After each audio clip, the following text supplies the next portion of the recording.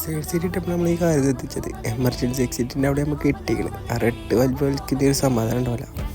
പിന്നെ നമ്മൾ ട്രെയിനത്തെ പോലെ അല്ലാത്തതുകൊണ്ടേ കുഴപ്പമില്ല. അല്ലെങ്കിൽ ടീ ഓർ കോഫി എന്ന നടക്കായിരുന്നു. എടാ ഈ ഫ്ലൈറ്റത്തെ വാഷ്റൂം അടിപൊളിയാവില്ലേ? സംഭവം അടിപൊളിയാക്കണം. പിന്നെ ഈ ചെക്കനും പൊളിയാണ്. കുറച്ചായിട്ട് പോയപ്പോണ്ട് ഫ്ലൈറ്റ് എയറിൽ നിൽക്കണേ. അപ്പോൾ എന്താ ഈ ചങ്ങായി പുറത്തിറങ്ങിക്കണേ. എന്തിനാണ് അവ പുറത്തിറങ്ങിക്കണത് നിങ്ങൾക്ക് നമുക്കറിയില്ല. നിങ്ങൾക്ക് അറിയേണ്ടത് എന്തിനാണ് പുറത്തിറങ്ങിക്കണത്? ഫ്ലൈറ്റ് എയറിൽ ഇങ്ങനെ നിൽക്കണുണ്ട്. ഇതേ നോക്കി അങ്ങോട്ട് അങ്ങനെ നമ്മളെ തന്നെ സ്ഥലത്തിയപ്പോൾ ഒന്ന് ഫ്ലൈറ്റ് ഒന്ന് റൗണ്ട് അടിക്കുകയാണ്. ഇതാകണം നോക്കിക്കോളി, റൗണ്ട് അടിക്കണേ. അങ്ങനെ നമ്മളെ ജിദ്ദ മൊത്തം ഫ്ലൈറ്റിൻ്റെ മേലെ നിന്ന് കണ്ടേ രാത്രിയിൽ. അങ്ങനെ എയർപോർട്ടിലെത്തി പുറത്തേക്ക് ഇറങ്ങി ഇതാക്കുന്ന ഒരു ബസ്. നമ്മളിനി ഫ്ലൈറ്റിൽ നിന്ന് ഇറങ്ങി നേരെ ബസ് കയറിയാണ്ടട പോവുക. ഇവിടുന്ന് കാണുന്ന ഫ്ലൈറ്റിൻ്റെ ഒരു വ്യൂ ഉണ്ട്.